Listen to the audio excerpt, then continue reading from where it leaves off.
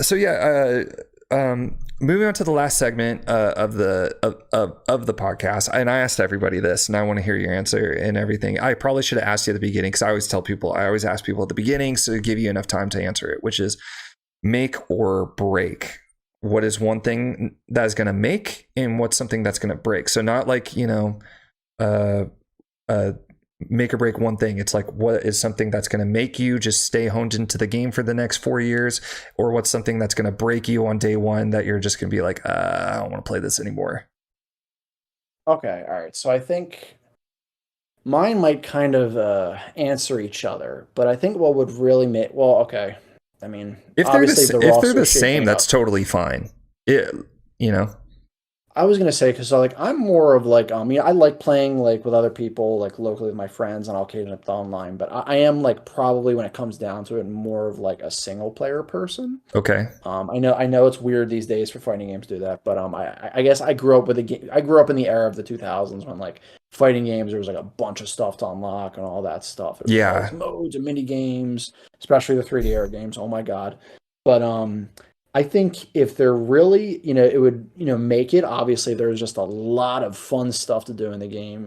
I can use all these characters to unlock all these cool things in different modes and all that. Obviously, this good story mode will help, and like a conquest mode would be cool. I just want a lot of stuff to do with the main cast characters. If hmm I have a lot of fun stuff to do, a lot of cool stuff to unlock, that's definitely going to be playing the game for a while. What'll break it is if there's just not much to do, which I would like to say, considering Mortal Kombat's track record or NetherRealm Studios' track record, I shouldn't have to worry about that too much.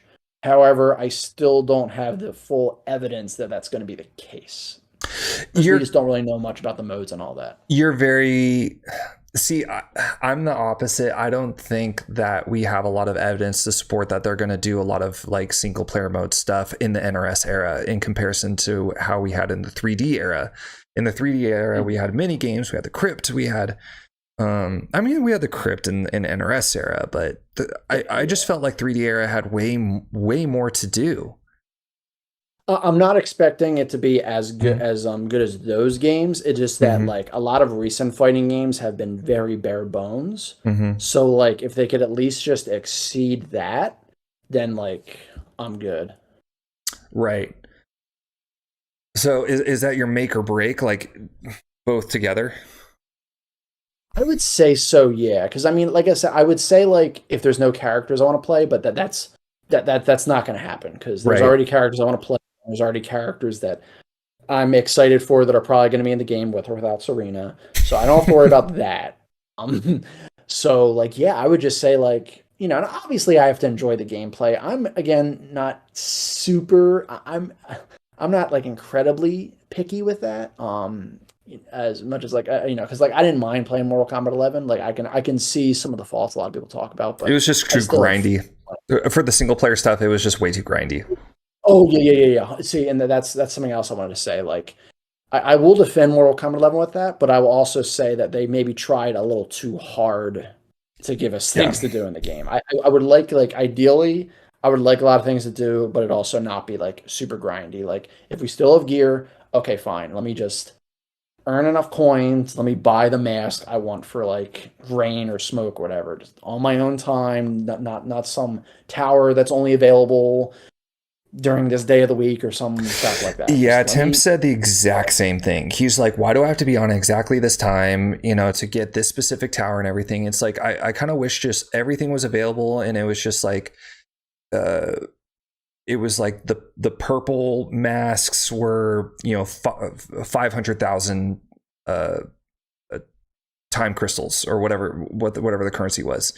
Just let me buy that or unlock it after. I like the way that they did in MKX. They had the crypt and stuff, but also it's like, you know you complete a tournament, or it's like if you wanted one of the katana skins was give someone a score of 10 in King of the Hill 20 times or something like that. Yeah. you Yeah, I know also say like I really like I mean I I also don't like that's that for things that you have to be online to unlock them. You have to like win matches. Like, Yeah.